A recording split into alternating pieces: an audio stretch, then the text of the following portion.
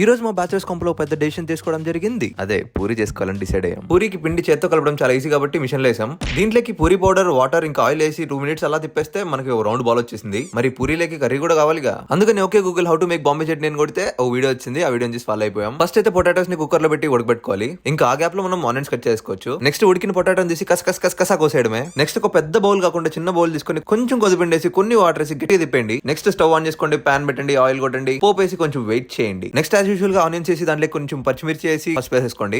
అది బాగా ఫ్రై అయ్యాక కొన్ని వాటర్ వేసుకుని ఉప్పు వేసుకోవాలి. నెక్స్ట్ మన దగ్గర ఉన్న మసాలాలు ఇంకా మనం రెడీ చేసుకున్న గోధుమ పిండి అండ్ లాస్ట్ లో లెమన్ మర్చిపోకండి. మా లెమన్ వేసుకుంటే మాత్రం ఇచ్చి పాడుంది. మళ్ళీ బ్యాక్ టు పూరి అందరూ రౌండ్ షేప్ లో వేస్తారు. మనం చేసేదానికి షేపే ఉండదు, అదే మ్యాజిక్. నెక్స్ట్ మళ్ళీ ఇంకో పాన్ పెట్టు, పాన్ లో ఆయిల్ కొట్టి మరి మనం రుద్దుకున్న పూరి వేసేద్దామా. మరి పూరి ఇలా ఆయిల్ లో ఇంగానే అలా పొంగిపోయింది. పూరి రుద్దింది ఎవరు మరి, అలా ఉంటుంది మనతోనే. వాడి గురించి వీడి గురించి ఆలోచించకుండా కావాల్సిన పూరీలు ప్లేట్లు వేసుకొని ఎంజాయింగ్ బాయ్స్ లైఫ్ పండగ.